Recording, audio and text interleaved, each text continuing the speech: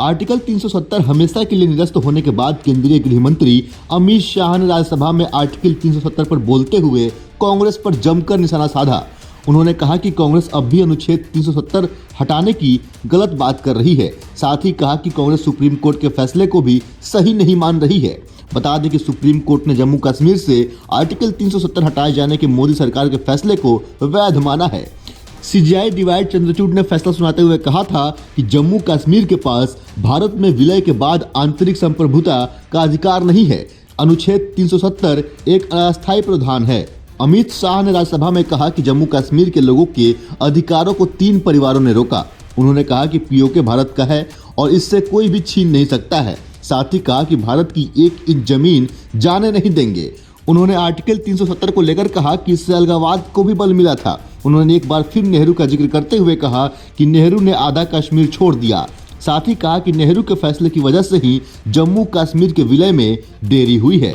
अमित शाह ने सवाल उठाते हुए कहा कि किसी और राज्य में आर्टिकल 370 क्यों नहीं लागू किया गया। साथ ही कहा कि जम्मू कश्मीर में सेना भेजने में देरी क्यों की गई। नेहरू पीओके का मुद्दा यूएन लेकर क्यों गए। अमित शाह ने कांग्रेस पर हमला करते हुए कहा कि कांग्रेस किसी भी अच्छे काम का समर्थन नहीं करती है।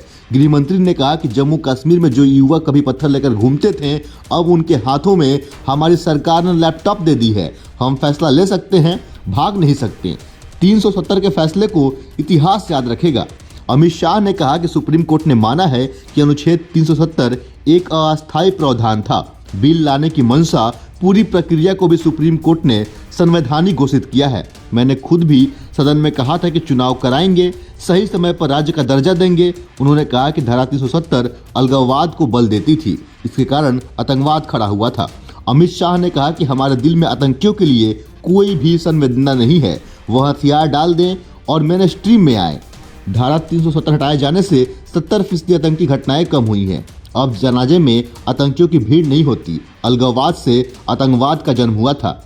आगे उन्होंने कांग्रेस पार्टी पर हमला बोलते हुए कहा कि अभी वक्त है, सुधर जाओ और साथ आ जाओ, नहीं तो 2024 के चुनाव में जितना बचे हो वो भी नहीं बचोगे। इसके बाद अपने पूरे भाषण के दौरान लगातार अमित शाह नेहरू और कांग्रेस को घेरते नजर आए। उन्होंने साफ तौर पे कहा कि सीज फायर का जो आइडिया है वो अच्छा है, लेकिन वापस क्यों आया गया। जब हमारी सेना जीत रही थी, जब हमारी सेना लड़ रही थी, तो आज पूरा का पूरा कश्मीर और पूरा का पूरा पीओके हमारा होता।